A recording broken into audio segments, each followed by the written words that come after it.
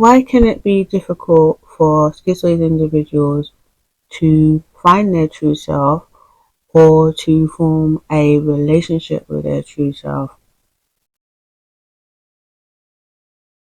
Schizoid individuals have a divide between their true self and the self that they genuinely present to the public, which is usually a social persona that is used to pass as normal in social situations and to hide our schizoid traits and our true self. Our relationship with our true self isn't always easy for a number of reasons. One of the reasons is because we have a fragmented sense of self. So this means that our true self isn't necessarily just like a static, whole, solidified, unified identity, but rather it's divided into parts. And so we can have conflicting parts of ourselves, like one part that wants to do one thing and another part that wants to do something else. And like both of these parts are still our true self. However, it may be difficult to reconcile opposing thoughts at times. Part of this is due to our libidinal and anti-libidinal split. So what this is about is that as infants, our libidinal energy or libidinal ego is a part of ourselves that strives to make relationship connections in the external world and strives to gain pleasure from experiences in the external world. So this libidinal ego or energy is attached to our own thoughts.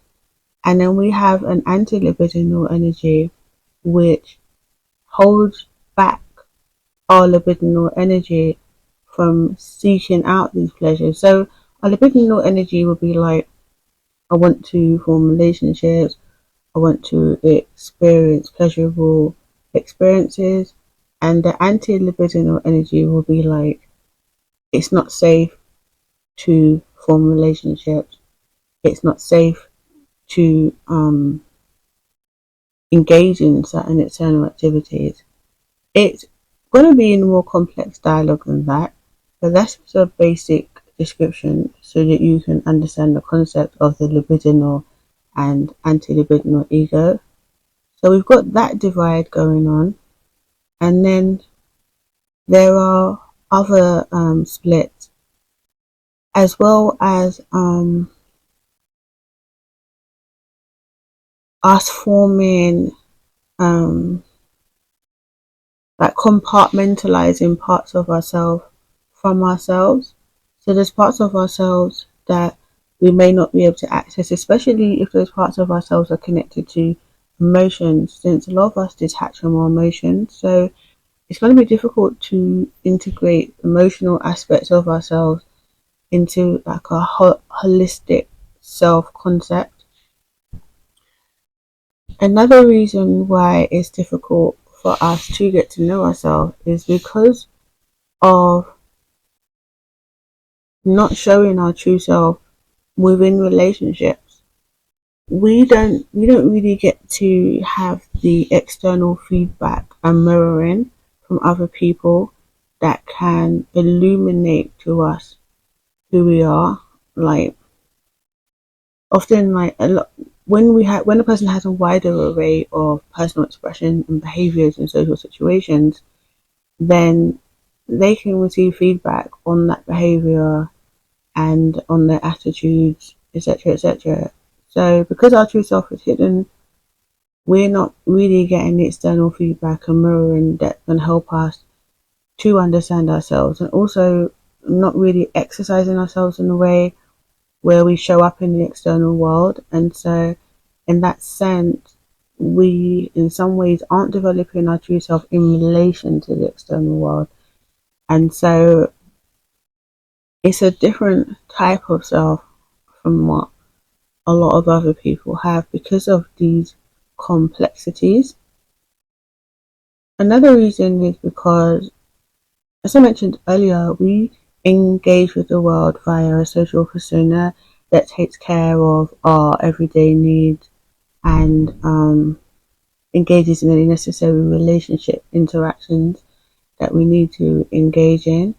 And if we are the sole person that is heavily involved in activities with other people, maybe through work or forced into it through family, we may be forced to engage in our social persona very frequently and lose touch with our true self as a consequence of that.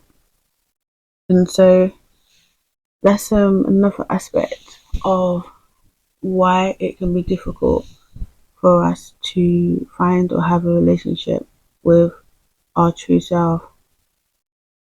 There's also the aspect of the fantasy that by engaging in a high degree of fantasy, this can take us away from looking at the reality of who we are.